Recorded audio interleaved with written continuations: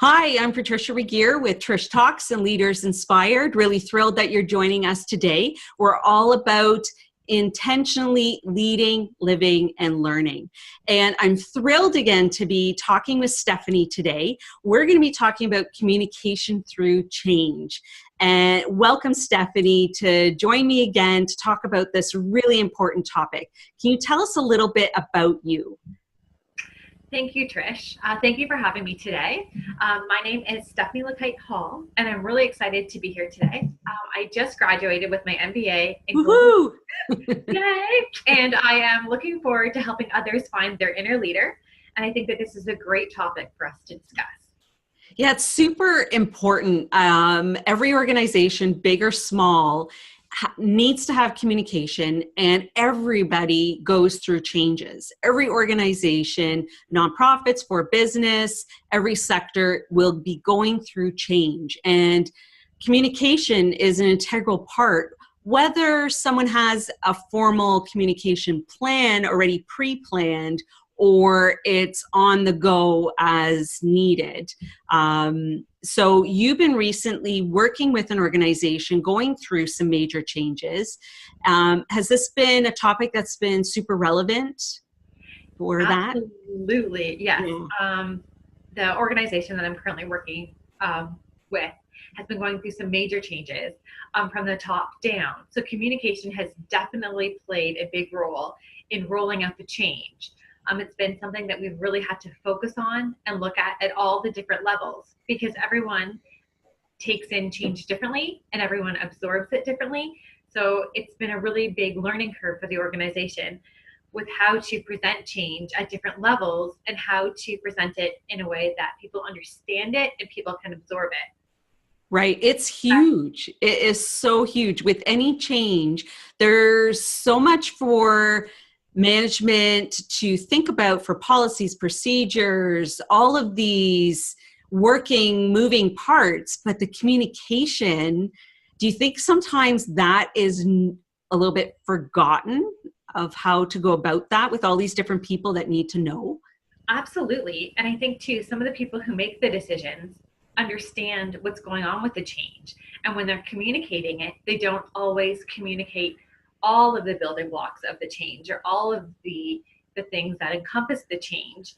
And the people at the bottom who are getting the message are missing pieces, or the way that it's communicated isn't always effective either. Like, not everyone is good at listening. Some people need to read things. Right. Some people need to see things on a memo, or, Yeah, true.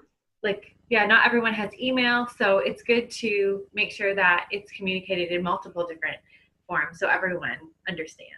Yeah, it's really complex, and considering all of the different people that need to know, frontline, I agree. Sometimes I think when people have been part of the change and the planning stages, or especially the decision making, there's a lot of information that it could be upper management has that's then taken for granted and isn't always necessarily, it's not filtered through to everyone. When I've been part of change in different organizations, I found when frontline management, everybody in between, was part of the whole process, there was more buy-in. And especially when frontline staff, who were the ones that had the biggest implementation piece of it, were part of the whole process right from the get-go, not just at the end.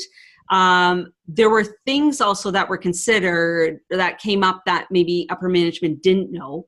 But when they were part of the change, there was better buy-in as well, more early adopters. Did you find that too, or was some of what you've witnessed or experienced in different situations, frontline maybe didn't have the opportunity to be part of the decision-making?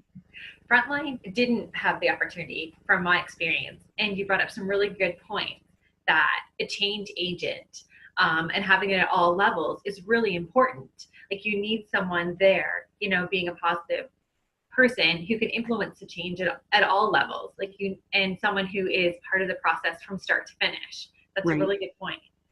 Yeah, the consistency and understanding all the different aspects of it as well. Now, when you were writing a really great blog, and we were doing a little bit of collaboration on that, there was an important piece that you introduced there about how there is, and it came up a little bit already, there's a variety of ways that communication can be implemented. It's not just one way. Can you start us off with a few examples of how change can be communicated? Yeah, absolutely. So change can be communicated in multiple fashions. It can be done through email. It can be done verbally in a big group setting, or more of a one-on-one setting, or in smaller groups. It can be done through a video or through a blog. It can be done through posters. And you had a great idea too about train the trainers. Yeah, you know, when I put on my train the trainer hat, the facilitation, adult education piece of what I do, that variety, I consider different learning styles or different ways people like to receive communication, or what lights them up, or what they attach to. So whether that's visuals and stories attached, like for example, I have seen the example of flyers and posters even in the bathroom stall when a health and safety change or new policy or education was being rolled out.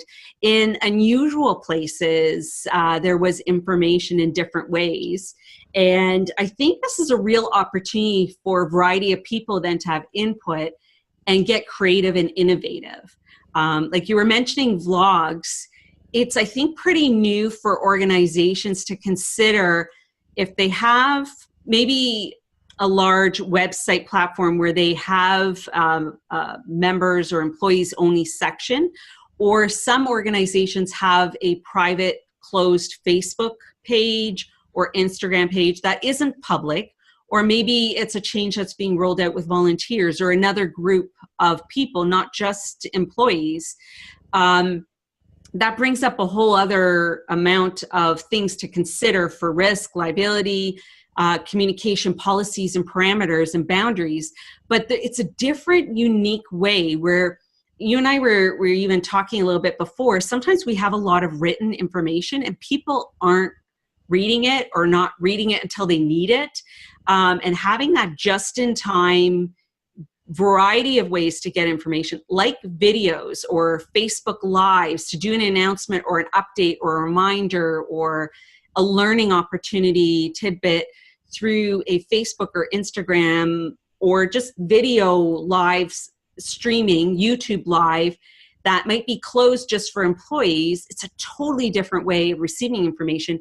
And people can get it on their phones because everybody's not in front of a computer. They might have staff that are out and about in the community. So I think this is a real opportunity for people to put their thinking caps on, have infographics. And I found too, when something new was being rolled out, there was such a different learning curve from person to person. So having easy cheat sheets, step-by-step guides that were easy to pull, even sometimes I would help create a script. So if it was a new way to handle a complaint with clients or customers, having a script to help prompt the learning, even if people just use it as a guideline, you want to have people feel confident in the change and confident in their knowledge, especially when something's new. So that train the trainers, peer influencers, and early adopters is something that I've witnessed being super accessible, as well as electronic policies and procedures easily obtainable, because sometimes people don't have a manual they can grab easily. I mean, something really innovative is an app, depending on how big, and there's so many different kinds of changes. Do you have other ideas or examples you think of how people can implement aspects of a communication plan? I think that it's important that the message come from someone who is trusted, like a leader, or like a high up manager, someone that that people believe in, people can trust. That way the message has some backing up behind it, right? So they do understand that this is real, this change is coming, and that they do understand that the message is serious and it can be trusted. And I also like all the ideas that you talked about, because I think it needs to be repeated over and over and over again. True. Like, not just said once. People don't always absorb it at the same level, or maybe even absorb it at all. They may have not been paying attention and didn't catch it. So it's great. All of those ideas that you were listing are fantastic, because some of them are verbal, some of them are visual. So then it helps people really understand the message in different forms. Right. Someone once told me when people are sick of the information, they know it.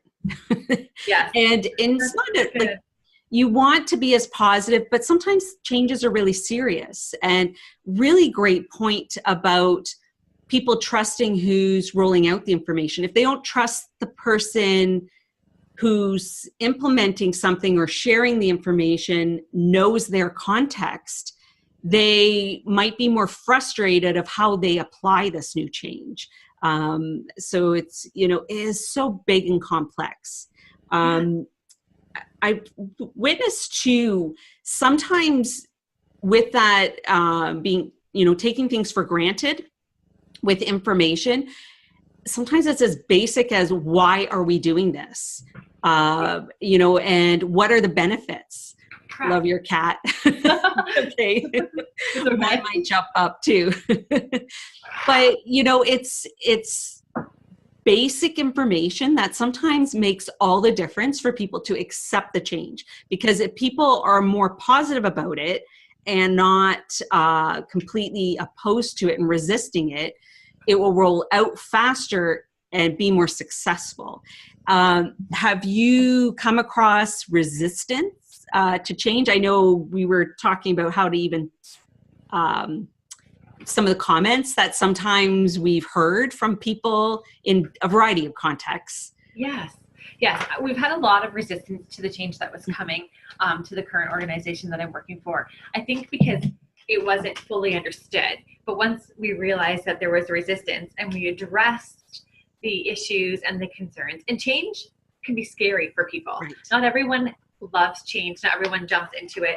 People like routine. So once we figured out what the resistance was, we found out how we could work around it and how we can make people more comfortable with the change, which I think is really, really important. You need people to understand that change is good, and that everything, we're going to be together as a team, we're going to come as one, and we're going to get through this, because the change is coming. So I think that that's good too, to support each other, to let people know that they're going to have fears, and it's okay to have fears through change, as long as we can communicate those fears and we can talk about it and work through it.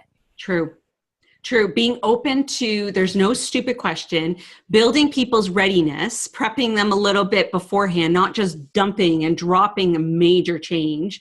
And I think sometimes there's different learning curves that people didn't realize, whether it's computer literacy or different aspects that a change affects something that wasn't considered.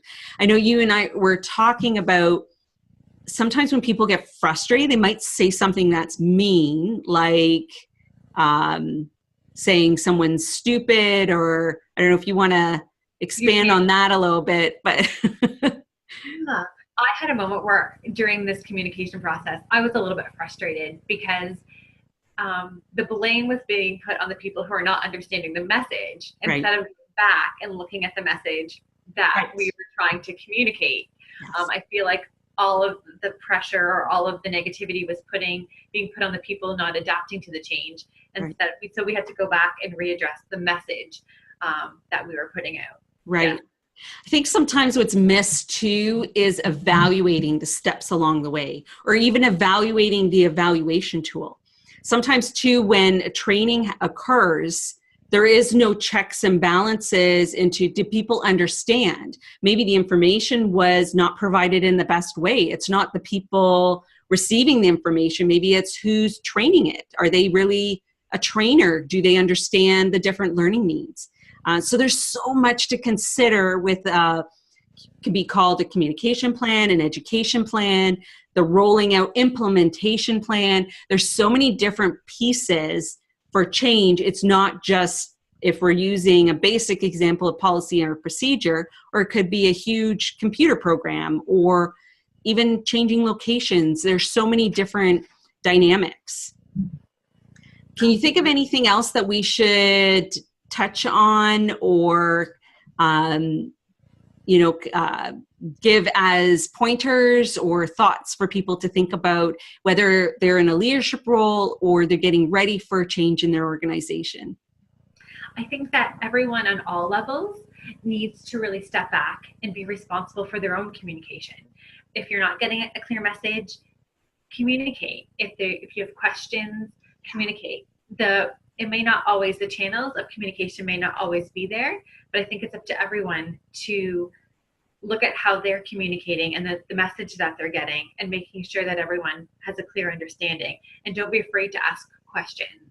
And also, in any role, you are a leader.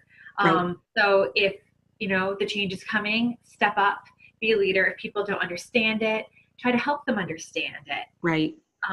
Because you can affect it through the whole organization. So a little bit of communication goes a long way. Right, absolutely. It affects the culture if everyone's negative about it or positive, and if there's a problem, to speak up. I think you've made really important points. And communication shouldn't be an afterthought. It should be part of the planning right up front in order for change to be successful. So I really enjoy talking about this really important topic. I think it affects everybody and every organization. And I really value and appreciate your thoughts on this today and for talking with me about this. So, and thank you to everyone, whether you are watching this on YouTube or listening to it on a podcast or reading this in the blog. We're going to insert this video through that. There's different formats. Try to share this and hopefully you have some light bulb learning moments and continue to intentionally lead, live, and learn. Thanks for joining me, Stephanie, and for all of you joining us today.